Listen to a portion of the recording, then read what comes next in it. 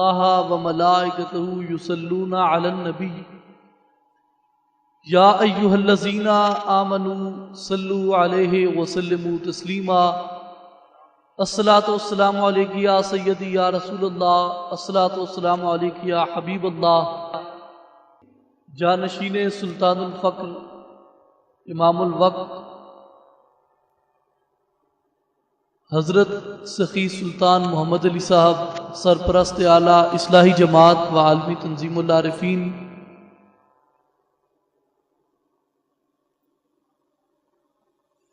वाजिबुल एहतराम मशाइख़ उज़ाम, उलमाए कराम, सामईन, हाज़रीन, नाज़रीन, बुज़ुर्गों, दोस्तों, भाइयों, अस्सलामु अलैकुम व रहमतुल्लाहि व बरकातुहू।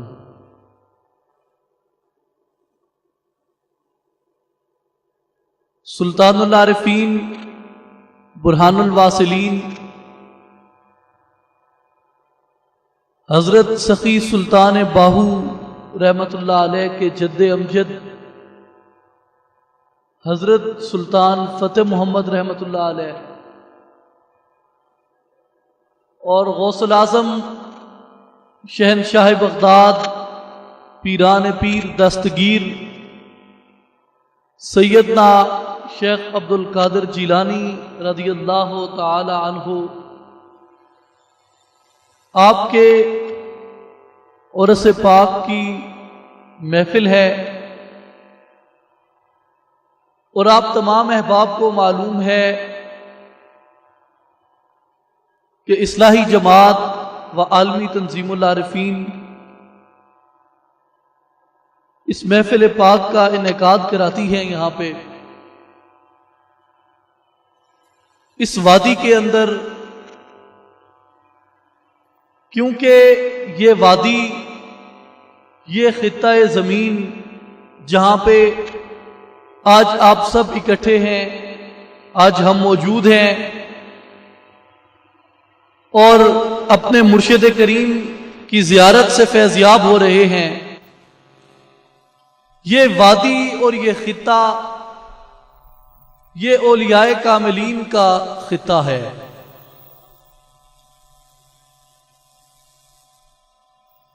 जब अरब से तबलीग इस्लाम के लिए सादात और उनके रुफका अरब से निकल के दुनिया के मुख्तलिफ खितों में गए,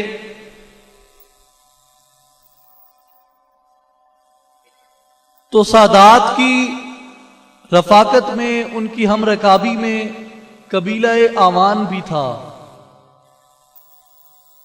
और वो दुनिया के मुख्तलिफ खितों में तबलीग इस्लाम के फ़राइज़ सर अंजाम देते रहे और फिर ईरान और फिर अफगानिस्तान के रास्ते वो बरे सगीर में दाखिल हुए और बरे सगीर के कई खितों में मुख्तलिफ मकामात पे उन्होंने डेरे लगाए। जो सुल्तानुल आरिफीन हज़रत सखी सुल्तान बाहू रहमतुल्लाह अलैह के आबाओ अजदाद थे, उनका ताल्लुक कबीला आवान से था और वो अफगानिस्तान से हिजरत करके पिशावर आए, फिर कैम्बलपुर पहुंचे जिसे आजकल अटक कहते हैं, और फिर वहां से इस वादी के अंदर, इस खित्ते के अंदर आके वो आबाद हुए। सुल्तानुल आरिफीन हज़रत सखी सुल्तान बाहू रहमतुल्लाह अलैह के जो वालिद गिरामी थे, आप उस वक़्त के मुगल फरमारवा शाहजहां की फौज में एक आला फौजी मनसब पे फाइज थे और उस वक़्त मुल्तान के करीब एक किला था जिसका नाम किला कहरगान था। किला को फतह करना मुगल फौज के लिए एक बहुत बड़ा मसला बना हुआ था। हजरत सुल्तान बाहू रहमतुल्लाह अलैह के वालिद गिरामी हजरत सुल्तान मोहम्मद बाजीद रहमतुल्लाह अलैह ने उस किला को फतह फरमाया जिसके इनाम में फरमानवाए हिंदुस्तान शाहजहां ने आपको किलाए शोरकोट और उसके गर्दो नवा में 72,000 बीघा जमीन बतौर इनाम पेश की, जहां पे उनका मजार है शोरकोट के अंदर, जिसे दरबार माई बाप रहमतुल्लाह अलैह कहते हैं।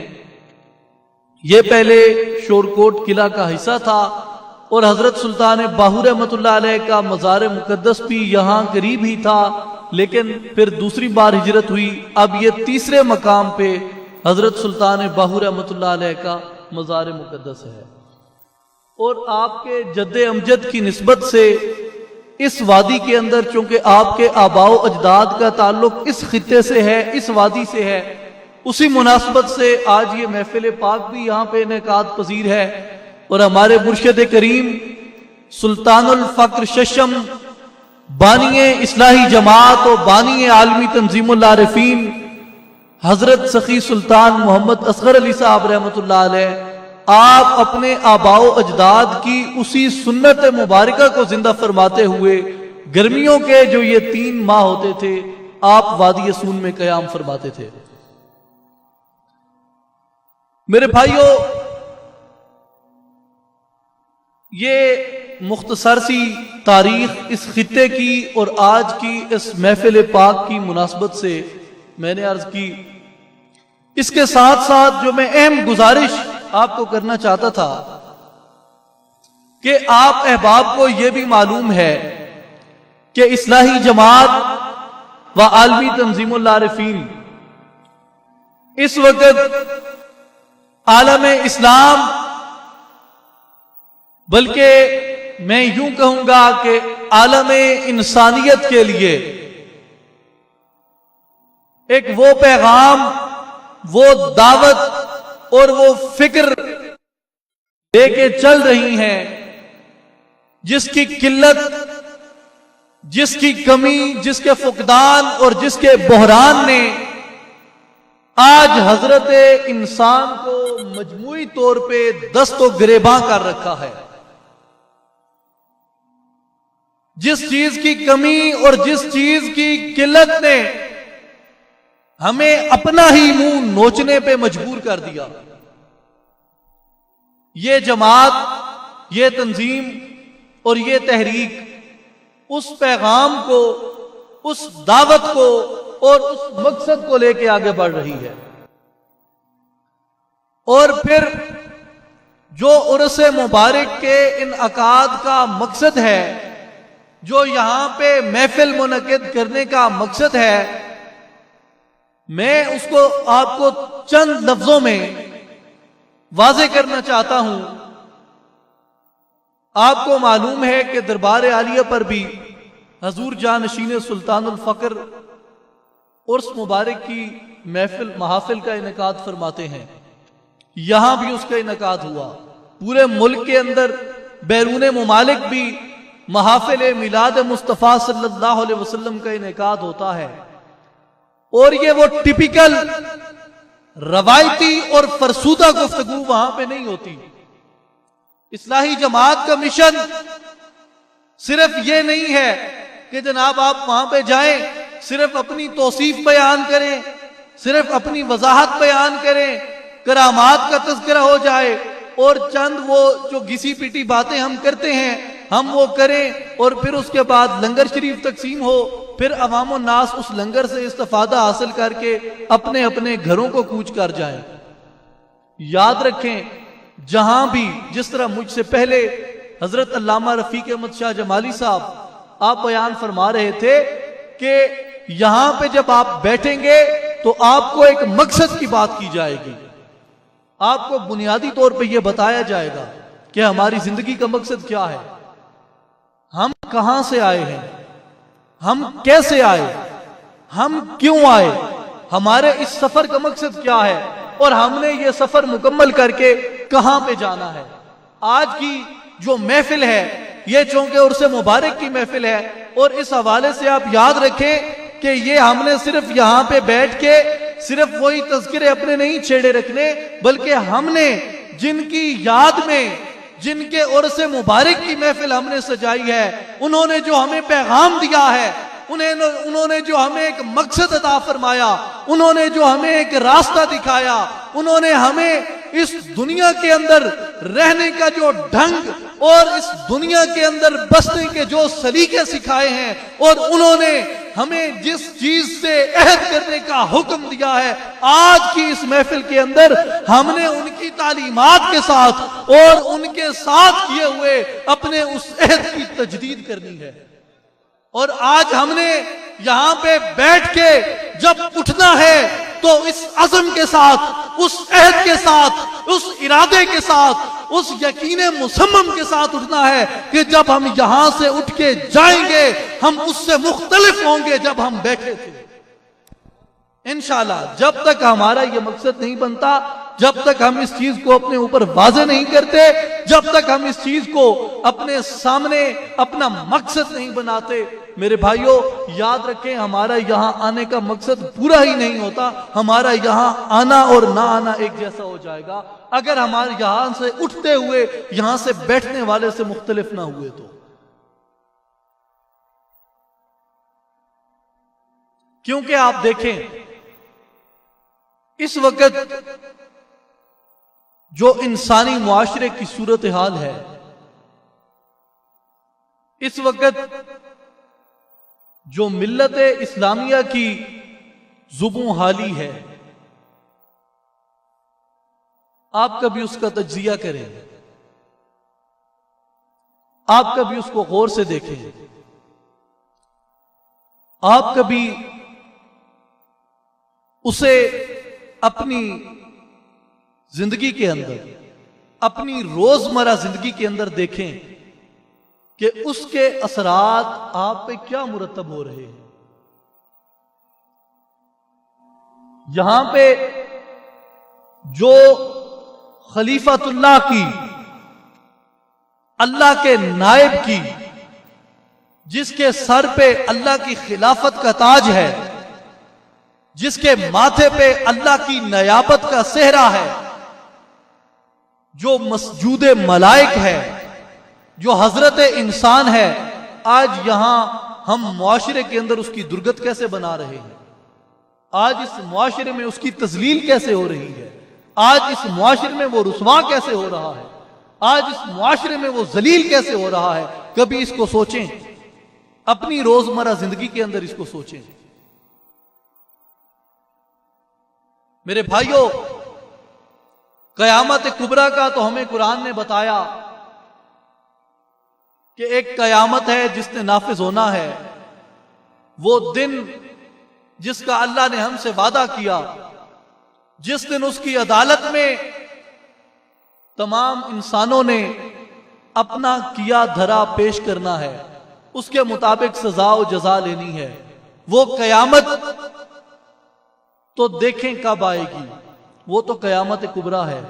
लेकिन अगर आप आज इंसानियत की उस नफ्सा नफ्सी को देखें, मादियत के अंदर जिस तरह इंसान घिर चुका है, और जिस तरह के कयामत के बारे में कहा गया कि वहां नफ्सा नफ्सी का आलम होगा, बेटा वालदैन का नहीं होगा, औलाद वालदैन की नहीं होगी, बहन भाई के नहीं होंगे, भाई बहन के नहीं होंगे, कोई किसी को जानेगा नहीं, हर किसी को अपनी अपनी पड़ी होगी, हर कोई अपनी तगोदौ में लगा होगा, दूसरे की फिक्र किसी को नहीं होगी।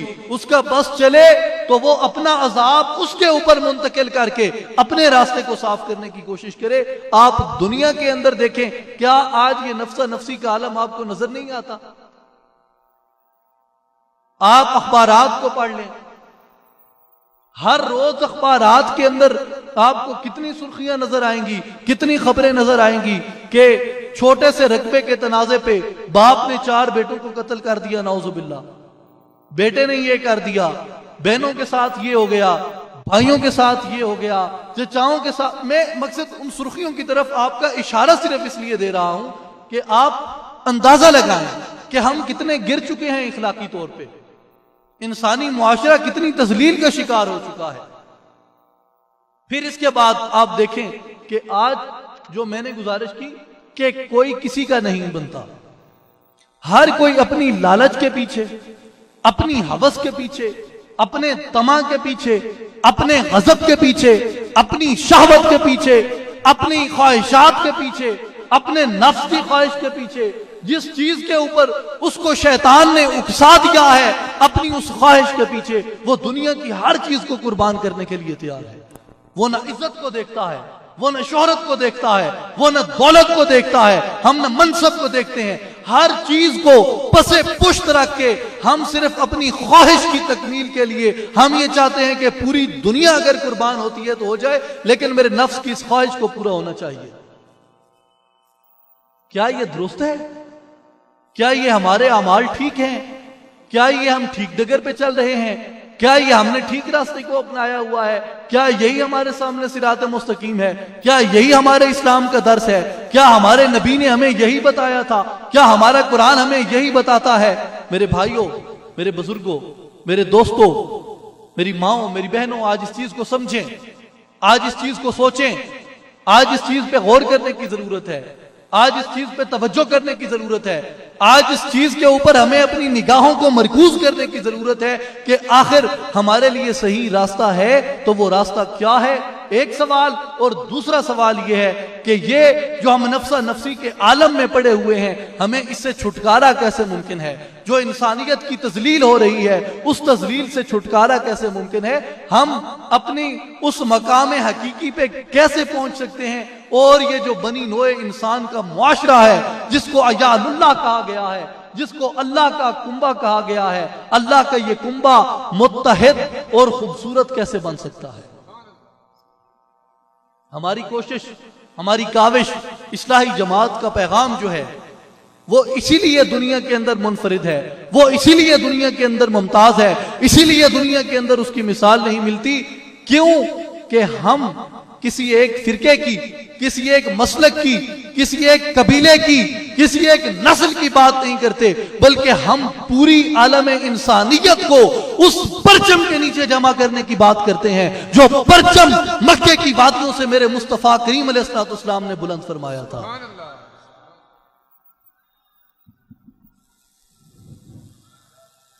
क्यों? उसकी जरूरत क्यों है?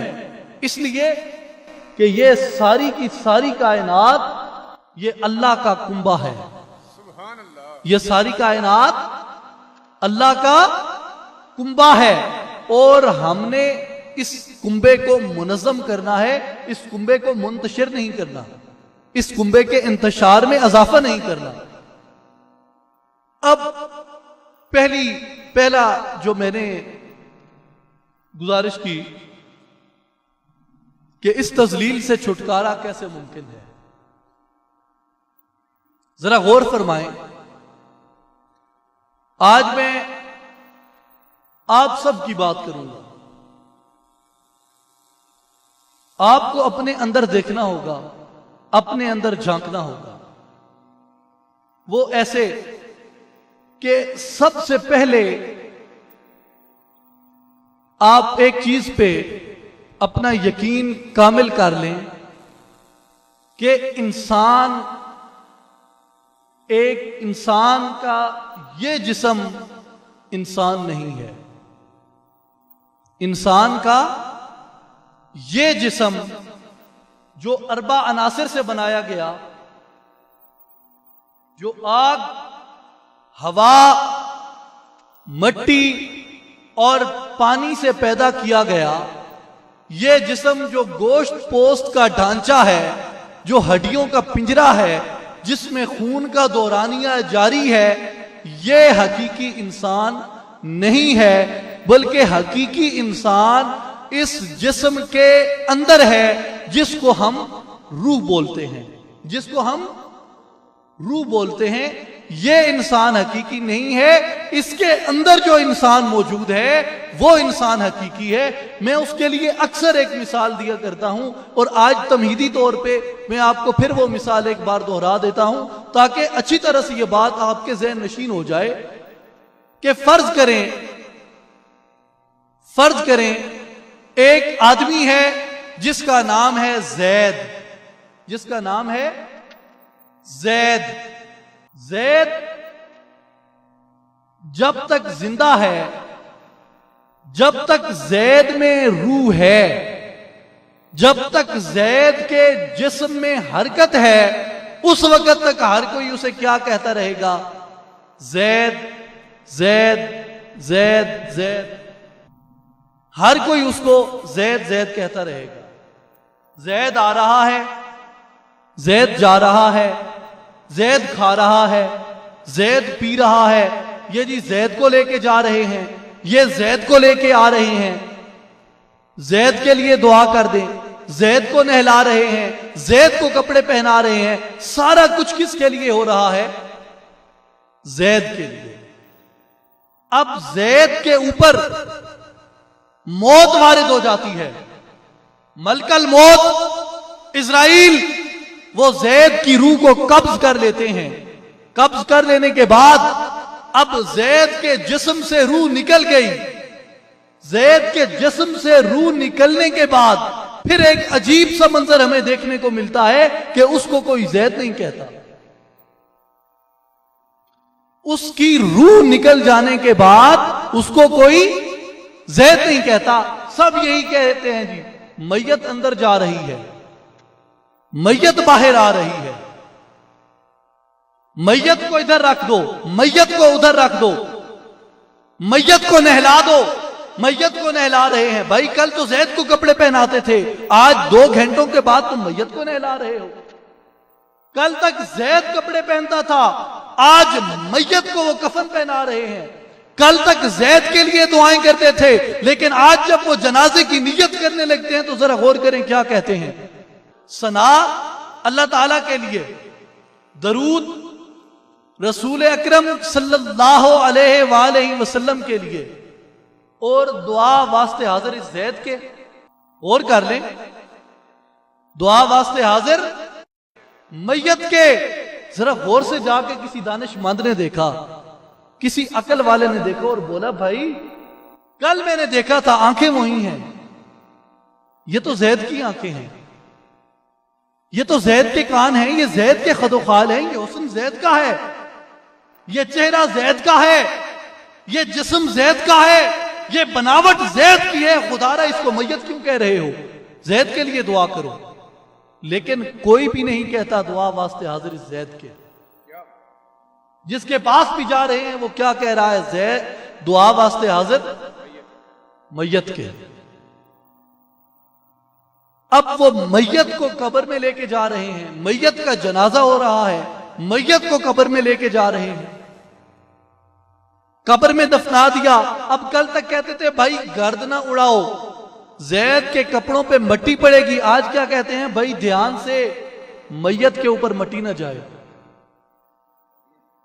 जैद नहीं रहा, आज वो मैयत है। उसके बाद आप देखें फिर उसका जब तीसरा दौर शुरू होता है, जब उसके अजीजों अकारब उसको दफना देते हैं, उसको दफनाने के बाद वहां पे वो कुरान पाक का खत्म करते हैं, जो भी वो अपनी वहां पे इस्लामी अहकामात की पाबंदी करते हुए जब वहां से वो वापस लौटते हैं, वापस लौटने के बाद फिर उसके कब्र के अंदर जब नकीरीन, जब सवालों जवाब के लिए आते हैं मुनकर और नकीर, फिर उसके अंदर उसी रूह को दोबारा लौटाया जाता है, क्योंकि उन्होंने सवाल करना है। जब रूह वो फिर इस जिस्म के अंदर लौट के आती है, उसके बाद घर जाके अब घर वाले फिर क्या शुरू कर देते हैं? कल जैद का खत्म है, परसों जैद के कुल हैं, फिर जैद का चेलम है, फिर जैद की बरसी होगी, ये जैद का बच्चा है, ये जैद का कमरा है, ये जैद का घर है, ये जैद के कागज हैं। जब तक मरने से पहले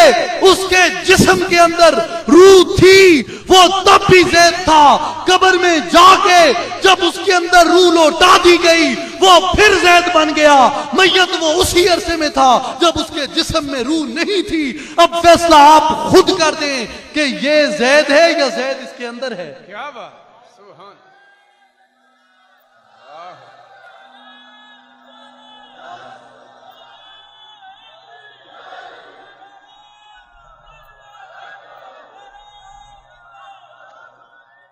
अब फैसला आप खुद कर लें कि जैद ये है या जैद इसके अंदर है। अगर ये जैद है तो फिर दुआ वास्ते हाजिर इस जैद के होगी, दुआ वास्ते हाजिर मैयत के नहीं होगी। फिर मैयत को नहीं, फिर जैद को गुस्ल दोगे, फिर मैयत को नहीं, फिर तुम जैद को कफन पहनाओगे, फिर मैयत के नहीं, फिर जैद का जनाजा पढ़ोगे। जैद का जनाजा नहीं हो सकता, जनाजा मैयत का होगा, दुआ मैयत के लिए होगी। मेरे भाइयों, गुजारिश करने का मकसद यह था कि यह बात समझ आ जाए कि असल इंसान ये है या असल इंसान इसके अंदर है। अब इसमें असल मौजू की तरफ आए, जिसके लिए यह तमहीद मैंने अर्ज की कि ये जब बना, ये जिस्म जब बनता है दुनिया में, तो क्या ये ऐसे ही बन जाता है? कैसे बनता है? इसके अज्जाए तरकीबी पे गौर करें। किन चीजों से मिलके ये जिस्म बनता है, इसकी अज्जाए तरकीबी देखें। फिर आप रूह की तरफ जाएं और देखें कि रूह कैसे पैदा हुई, रूह की अज्जाए तरकीबी क्या है। फिर अज्जाए तरकीबी के मुताबिक, फिर अज्जाए तरकीबी के मुताबिक इसकी फितरत का तज्जिया करें कि इसकी अज्जाए तरकीबी ये हैं, और इन अज्जाए तरकीबी जो चीजें इसके बनने में लगी, जिन जिन चीजों से मिलके ये जिस्म बना, वो चीजें क्या हैं, उन चीजों की फितरत को देख लें और फिर उसके बाद आप रूह की तरफ तवज्जो करें और ये देखें कि जो रूह है वो किन किन चीजों से मिलके बनी है। फिर आप उन चीजों को इकट्ठा कर लें और आप रूह की फितरत का तज्जिया कर लें और उसके बाद आप ये फैसला कर लें कि आपने अपने आप को किस फितरत में डालना है। अब मैं आपको अर्ज करता हूं, फर्ज करें कि हम कोई ठंडी चीज बनाना चाहते हैं। चूंकि मैं हकीम नहीं हूं, इसलिए वो खतरा जान वाली बात ही करूंगा। अगर आपने या किसी ने ऐसा दवा तैयार करना हो जिसकी तासीर ठंडी हो, तो उसके अंदर वो किस किस्म की चीजें इस्तेमाल करेंगे, किस किस्म की अज्जा इस्तेमाल करेंगे? वो चीजें जो ठंडी होंगी। जिस तरह वो उसमें नारियल इस्तेमाल करेगा, वो उसके अंदर अस्पगोल को इस्तेमाल करेंगे, वो उसके अंदर और ऐसी ठंडी चीजों को वो इस्तेमाल करेंगे। अब वो ठंडी चीजों के इस्तेमाल से, ठंडी चीजों के उसके अंदर इकट्ठे होने से उसकी जो तासीर बन जाएगी, आप उसको दूसरे अल्फाज में यूं कह लें कि उसकी, उस दवा की जो फितरत बन जाएगी वो क्या होगी? वो क्या होगी? ठंडी। अब कुछ गर्म चीजों को मिला दिया जाए, गर्म चीजों को मिला के उनकी एक दवा तैयार कर दी जाए, तो उस दवा की फितरत क्या होगी? ठंडी या गर्म? गर्म। गोया अगर आपने किसी चीज की फितरत का तज्जिया करना है, आपने किसी चीज की फितरत को देखना है, तो उसके बाद आप ये देख लें कि उसकी अज्जाए तरकीबी क्या है। जब आप उसकी अज्जाए तरकीबी को देखेंगे, उसके अंदर जो अज्जा शामिल की गई, उसके अंदर जो चीजें शामिल की गई, आपको पता चल जाएगा कि इसकी फितरत क्या है। अब हम जब बात करते हैं इंसानी मुआशरे की इस्लाह की, तो हमें सबसे पहले यह फैसला करना है कि हमने किस डगर पे अपने आप को चलाना है। हमने जब इंसानियत की इस्लाह की बात करनी है, तो उसके लिए हमें सबसे पहले इंसान की अज्जाए तरकीबी की तरफ देखना पड़ेगा। फिर इस मुआशरे के अंदर जितनी बुराइयां हैं, आप देखें कि एक शख्स है, वो किसी को कत्ल करता है तो उसके कत्ल करने की 3 वजूहात होती हैं। 3 वजूहात में जन, जर, जमीन। कौन कौन सी 3 चीजें? जन, जर, जमीन।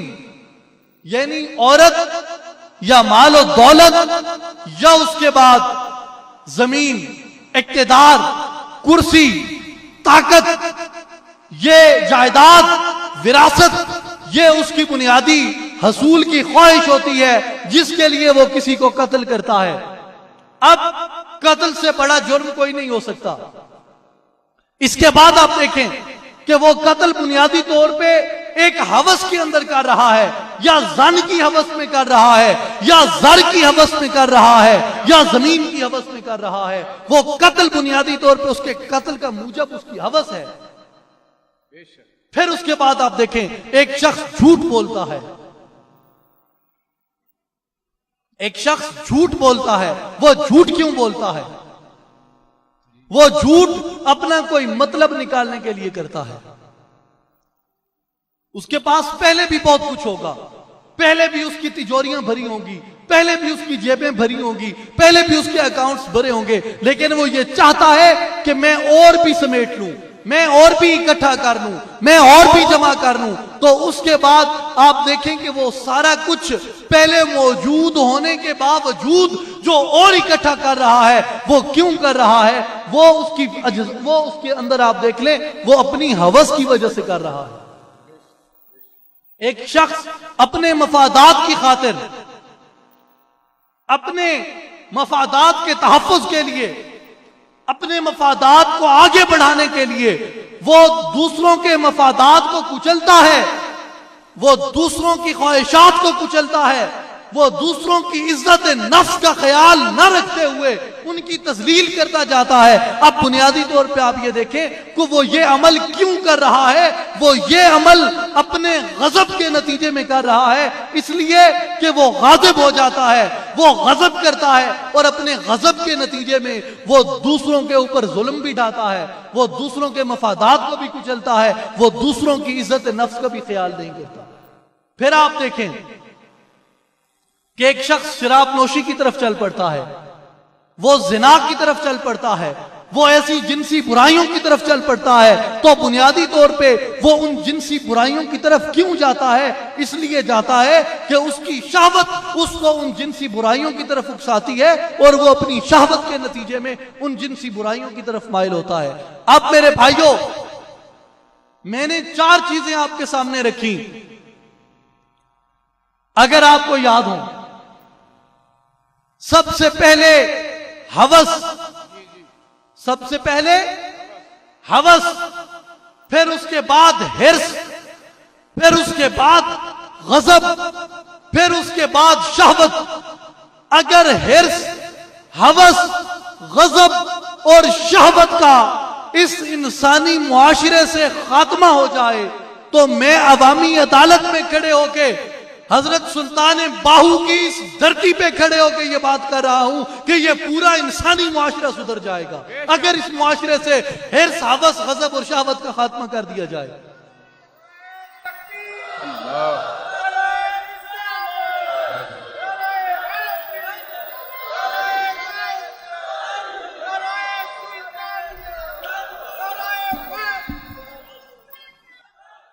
जिन्होंने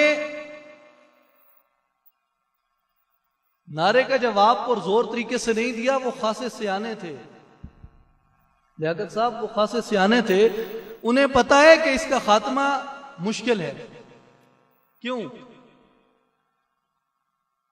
कैसे मुश्किल है? अब ये 4 चीजें खत्म हो जाएं तो ये बुराइयां जितनी मैंने गिन के सुनाई ये सब बुराइयां खत्म हो जाएंगी। अब क्या इन 4 चीजों का खात्मा मुमकिन है? सुभान अल्लाह, सुभान। कैसे मुमकिन है? मुमकिन तो है, लेकिन कैसे मुमकिन है? लेकिन एक तरह से आप देखें तो बड़ा मुश्किल नजर आता है। कैसे? क्यों कि ये 4 चीजें हिर्स, हवस, गजब और शहवत, ये इस इंसान की अज्जाए तरकीबी में शामिल हैं। ये इस इंसान की अज्जाए तरकीबी हैं। ये चार चीजें मिलती हैं तो हजरत इंसान की विलादत होती है। आप किसी हकीम से पूछ लें, किसी डॉक्टर से पूछ लें। मैं शरीयत का एक मसला आपको, शरअ का शर्म नहीं है, एक बात आप याद रख लें, आप जिस जाविये से मर्जी जिससे जाके आप इस बात को कंफर्म कर लें कि जब तक औरत और मर्द दोनों के अंदर, औरत और मर्द दोनों के अंदर हिर्स, हवस, गजब और शहवत, औरत और मर्द दोनों में जब तक हिर्स, हवस, शहवत और गजब ये नुक्ते अरूज पे न पहुंच जाए, उस वक्त तक हमल ठहरना मुमकिन ही नहीं होता। अगर इन चार अशिया में से हिर्स, हवस, गजब या शहवत, इन चार चीजों में कोई एक भी चीज औरत में या मर्द में कम हो जाए, उस वक्त तक नुत्फा नहीं ठहर सकता बतन औरत के अंदर। नुत्फा ठहरता ही तब है औरत या मर्द के अंदर, औरत के अंदर, कि जब औरत और मर्द दोनों में हिर्स, हवस, गजब और शहवत ये नुक्ते अरूज पे पहुंच जाए, जब ये शिद्दत इख्तियार कर जाए, इनकी शिद्दत के बाद नुत्फा बतन औरत में ठहरता है और उसके बाद वो नुत्फा, वो मुद्गा और अलका और फिर वो लोथड़ा बन के और फिर वो बच्चे का रूप धार के फिर इस दुनिया में वो जाहिर होता है और फिर वो बड़ा होकर इंसान बनता है। ये एक फर्द की पैदाइश है, अफराद की पैदाइश भी इसी तरह, और ये मुआशरे का नतीजा है। आप मेरे भाइयों, इससे साबित ये होता है कि इंसान की जो पैदाइश है वो हिर्स, हवस, गजब और शहवत को इकट्ठा करके वो हजरत इंसान की पैदाइश हुई है। अब गोया ये चारों चीजें ये हजरत इंसान की इस जाहिरी वजूद की, जिसको अमूमी लोग, जिसको मादी लोग इंसान कहते हैं, ये इस इंसान की फितरत है। मुझे दुनिया के किसी तकाजों में ये दिखा दें कि इंसान अपनी फितरत को छोड़ सकता है। अल्लामा ने इसी फिक्र को वाज़ेह किया कि फितरत के तकाजों की करता है निगहबानी, हो बंदे सहराई या मर्द कोहिस्तानी, वो फितरत के तकाजों को नहीं छोड़ सकता। आपको ये अंदाजा हुआ होगा कि चूंकि हिर्स, हवस और गजब ये इंसान की फितरत है, और इंसान अपनी फितरत को कैसे छोड़ सकता है? जब तक इंसान अपनी फितरत को नहीं छोड़ता, ये ना हिर्स के काम छोड़ सकता है, ना ये करप्शन को छोड़ सकता है, न ये बददियांती को छोड़ सकता है। जब तक हिर्स को नहीं छोड़ता, जब तक हवस को नहीं छोड़ता, उस वक्त तक कत्ल और गारत को नहीं छोड़ सकता। उस वक्त तक ये हक तलफी से नहीं बाज आ सकता। जब तक ये गजब को नहीं रोकता, ये उस वक्त तक कब्जों की और लोगों के इज्जत नफ्स को कुचलने से ये बाज नहीं आ सकता। और जब तक ये शहवत को नहीं छोड़ता, उस वक्त तक ये जिनसी अफ़आल बद से ये नहीं बाज आ सकता। तो अब हजरत इंसान का इस इंसानी मुआशरे का सुधरना कैसे मुमकिन है? जरा गौर करें, जरा सोचें मेरे भाइयों। आज लोग जंग लड़ रहे हैं कबाइल की। आज दुनिया जंग लड़ने जा रही है, लिसानी जंग, जुबान की जंग, कबीले की जंग, जमीन की जंग, तेल की जंग, पानी की जंग, मसलक की जंग, मजहब की जंग। लेकिन तंजीमुल आरिफीन दिफा कर रही है, इकट्ठा करना चाहती है खुदा के कुंबे को, सुभान अल्लाह, जिसके अंदर ये सब के सब आ जाते हैं। और वो एक ही सूरत में मुमकिन है कि इंसान अपनी फितरत को समझे, अपनी इंसानियत को समझे। जब तक इस इंसान की नशो नुमा कर रहे हो, जब तक इस इंसान को पढ़ा लिखा रहे हो, एक बात तो देखें यार, जरा गौर करें, थोड़ा सा गौर करें कि ये जो हम अपनी इबादत को हम महदूद कर देते हैं जन्नत की हद तक। अपनी इबादत को हम महदूद कर देते हैं जन्नत तक। हम ये क्यों करते हैं? हम ये क्यों करते हैं जबकि पता होता है कि जिंदगी का मकसद खुदा की मार्फत और पहचान है। जन्नत भी मखलूक है, बंदा भी मखलूक है, बंदा अशरफुल मखलूकात है, जन्नत अशरफुल मखलूकात नहीं है। इसके बावजूद हम जन्नत की तलब करते हैं, इसके बावजूद हम जन्नत के पीछे भागते हैं। क्यों? इसलिए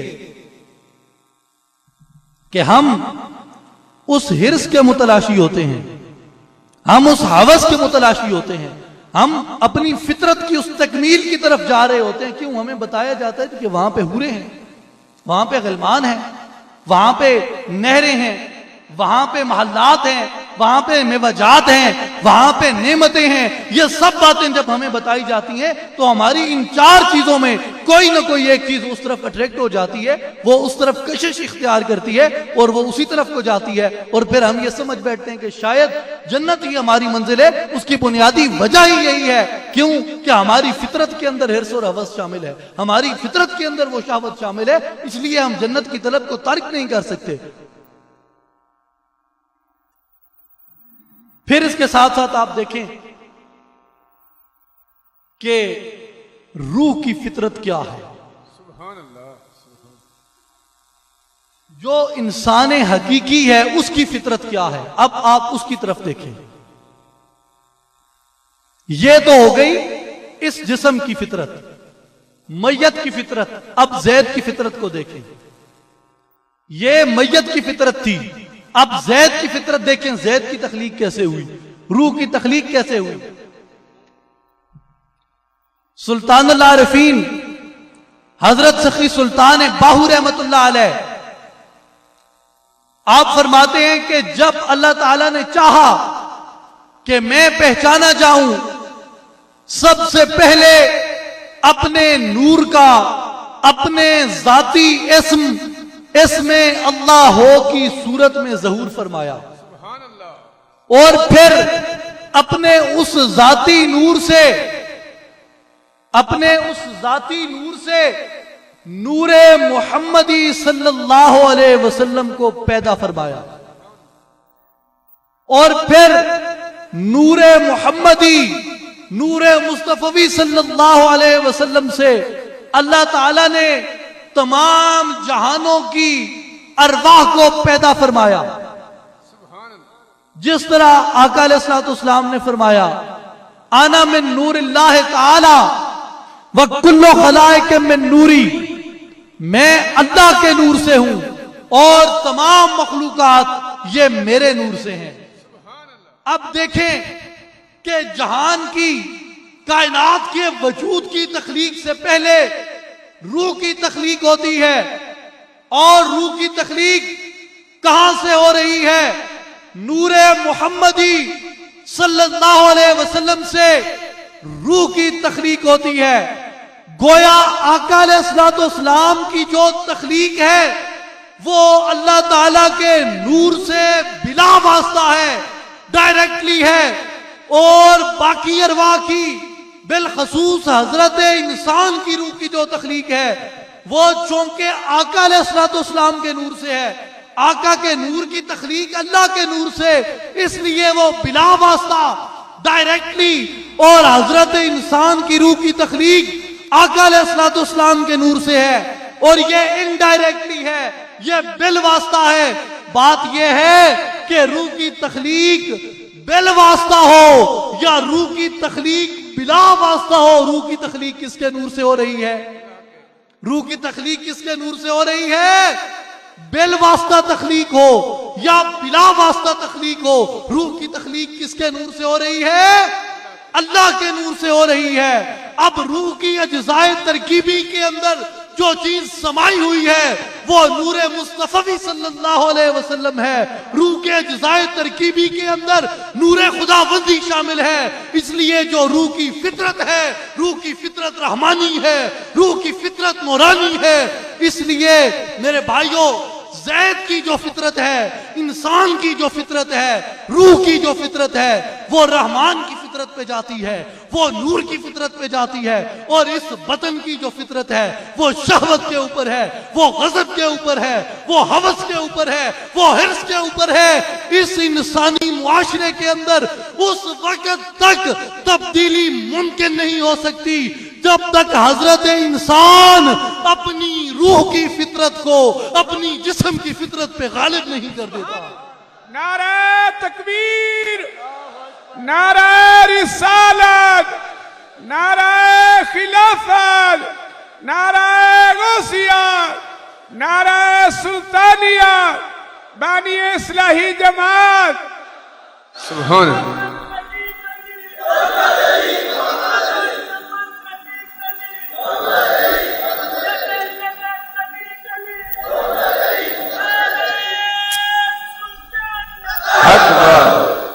मेरे भाइयों, उस वक्त तक इंसानी मुआशरा नहीं सुधर सकता, उस वक्त तक इंसानी मुआशरे की इस्लाह नहीं हो सकती, उस वक्त तक इंसानी मुआशरा ये हकीकी तौर पे ये फलाह याफ्ता, इस्लाह याफ्ता मुआशरा नहीं बन सकता जब तक के इस मुआशरे की फितरत, जब तक इस इंसान की इस जाहिरी जिस्म की फितरत पे जब तक रूह की फितरत गालिब नहीं होती। अगर इनकलाब लाना है, अगर दुनिया को सुधारना है, अगर हजरत इंसान को इकट्ठा करना है, अगर हजरत इंसान को खुदा के कुंबे को तुमने मुत्तहिद करना है, इस इंसानी मुआशरे के फूल की पत्तियों को अगर तुमने समेटना है, तो मेरे भाइयों उसके लिए सबसे पहले जरूरी यह है कि इसकी अज्जाए तरकीबी को समझो, इसकी फितरत को समझो। जब तक इसकी नशो नुमा में लगे रहोगे, जब तक इसी को बढ़ाते रहोगे, जब तक इसी की ख्वाहिशात की तकमील करते रहोगे, जब तक ये वजूद, जब तक ये हड्डियां, जब तक ये ढांचा ही तुम्हारे सामने अटक के रह गया है, मेरे भाइयों इस दुनिया के सब इनकलाब झूठे हैं, इस दुनिया के सब नारे झूठे हैं, इस दुनिया की सब बातें झूठी हैं, इस दुनिया की सब तहरीकें झूठी हैं। जो रूह की फितरत को जब तक इस जिस्म की फितरत पे गालिब नहीं करते, दुनिया के सब इनकलाब झूठे हो जाते हैं। क्यों? इनकलाब नाम किस चीज का है?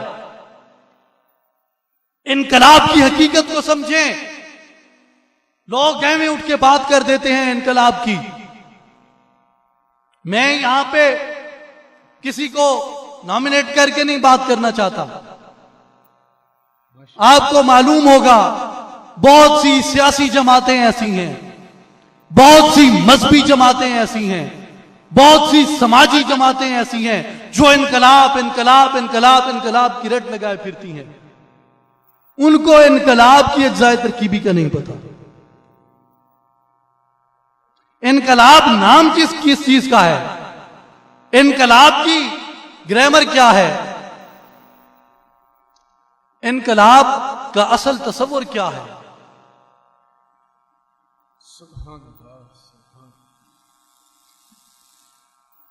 बड़ा अफसोस होता है इस दुनिया में जब चलते हैं और देखते हैं कि लोगों को कैसे गुमराह किया जा रहा है,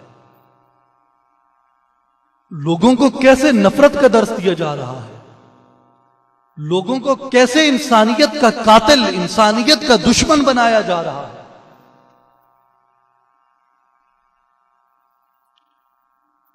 और फिर बात करते हैं इनकलाब की।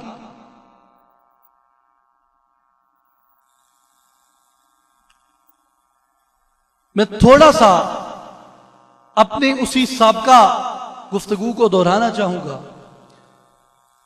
गालिबन आज से 2 साल कबल मैंने इसी जगह पे अर्ज किया था और उसके बाद भी मैं अर्ज करता रहा हूं आप हजरात की अवाम नास की खिदमत में कि इनकलाब के लफ्ज पे कभी गौर करें, लफ्ज इनकलाब पे कभी गौर करें। जिस दिन ये कुलिया और ये नुक्ता हमारी अकल में बैठ गया, उस दिन हमारे सामने इंसानियत का पूरा तस्वुर रोशन हो जाएगा। जब तक ये नुक्ता वाज़े नहीं होता, खुलता नहीं, यह तसव्वुर रोशन नहीं हो सकता, इंसानियत का दर्द पैदा नहीं हो सकता। इनकलाब अरबी जुबान का लफ्ज है। इनकलाब अरबी जुबान का लफ्ज है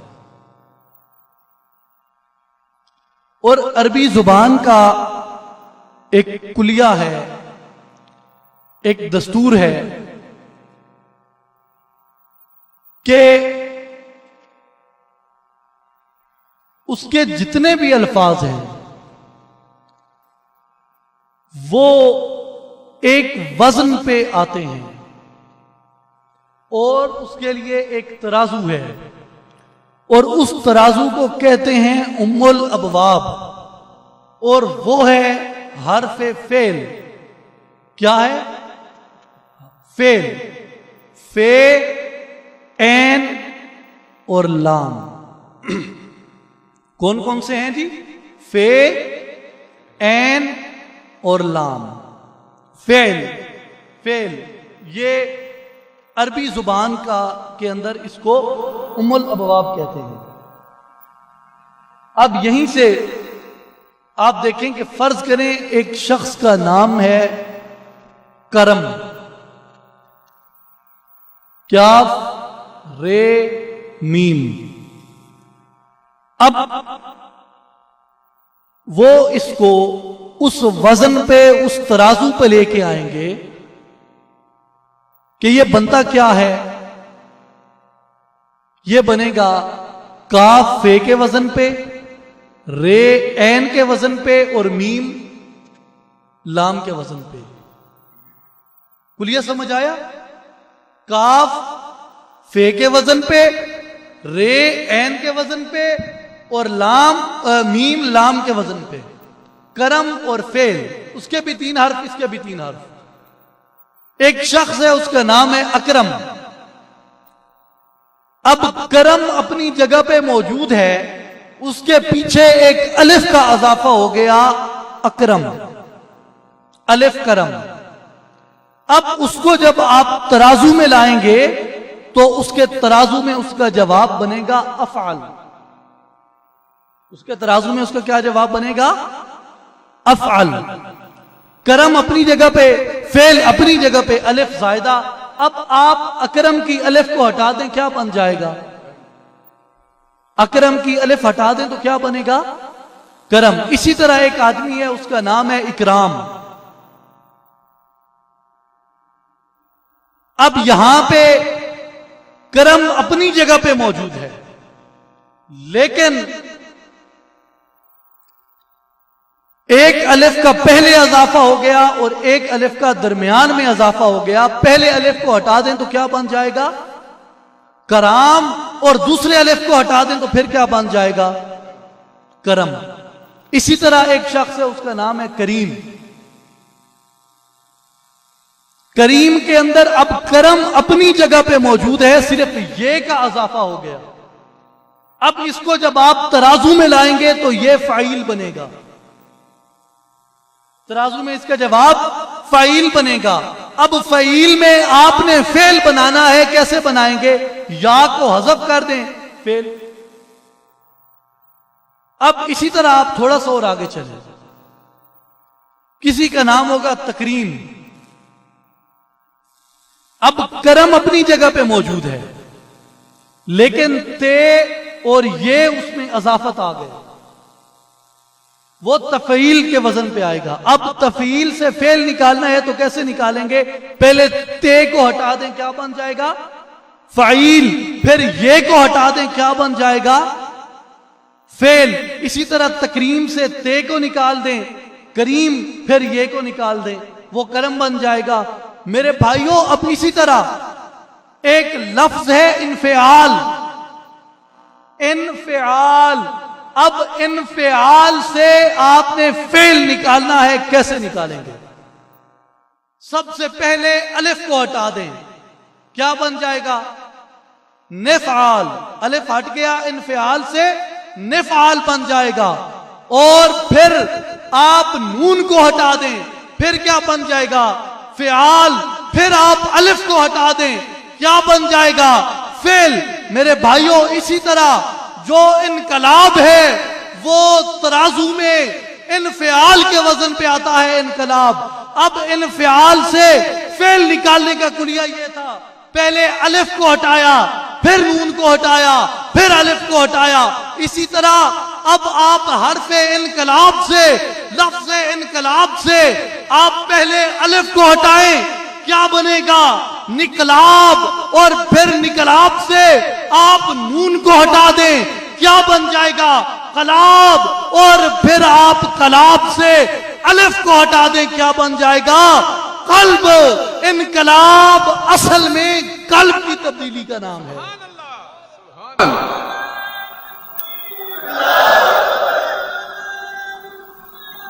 या रसूल।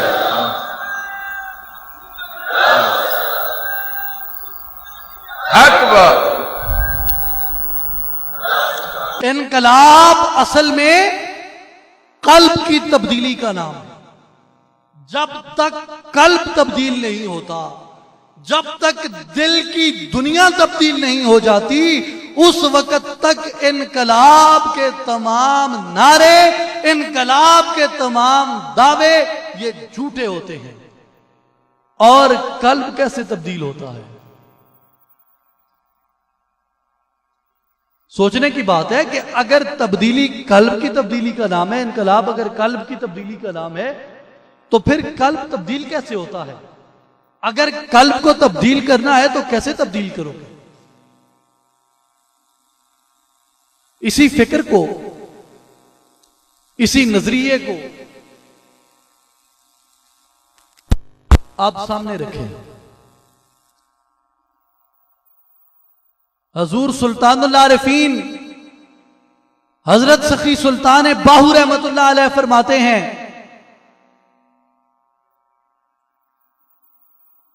कि ऐन इश्क असानू लिसिया जाता ते बैठा मार पथल्लाहू विच जिगर दे सन चलाइयो की तो कम अवल्लाहू जा अंदर वड़ जाती पाई डिठा यार अकल्लाहू पर बाजो मुर्शिद कामिल या हजरत बाहू नहीं होंदी कदी तसल्लाहू।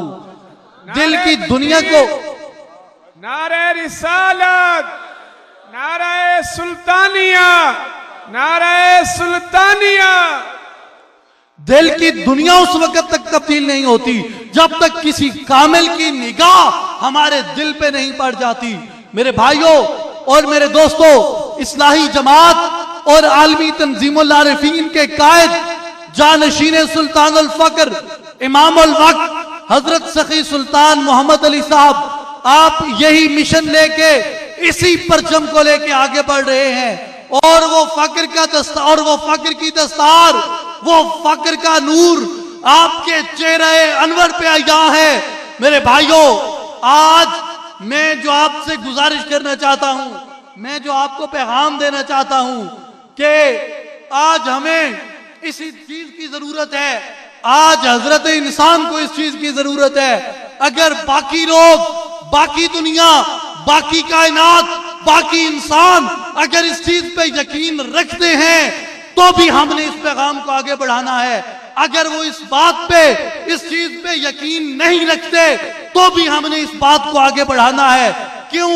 अल्हम्दुलिल्लाह, अल्हम्दुलिल्लाह सुम्मा अल्हम्दुलिल्लाह, हमें इस बात की तसल्ली है, हमें इस बात का यकीन है, हमें इस बात का मुशाहिदा है, हमें इस बात का हक़्क़ुल यकीन है कि इस दुनिया के अंदर अगर तब्दीली आ सकती है, अगर ये इंसानियत की दुश्मनियां खत्म हो सकती हैं, अगर ये इंसानियत के अंदर मौजूद फसादात खत्म हो सकते हैं, तो वो एक ही तरीके से खत्म हो सकते हैं। और वो तरीका जो अल्लाह ने कुरान में बयान कर दिया, वो तरीका जो आका अलैहिस्सलाम की सीरत से, जो आका अलैहिस्सलाम की सूरत से वाज़े है, वो तरीका जिसका दर्स हमें सहाबा किराम की जिंदगियां, हमें सहाबा किराम की कुर्बानियां देती हैं, वो तरीका जिसका रास्ता हमें औलिया कामिलीन दिखाते हैं।